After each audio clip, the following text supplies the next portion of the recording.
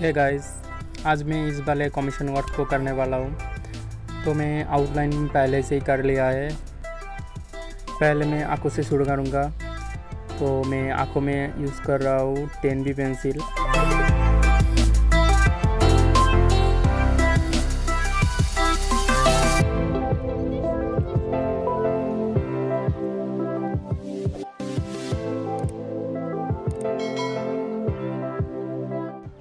यहाँ पर मैं यूज़ कर रहा हूँ HB पेंसिल। जहाँ पर हाईलाइट है वहाँ पर मैं 2H पेंसिल को यूज़ करूँगा।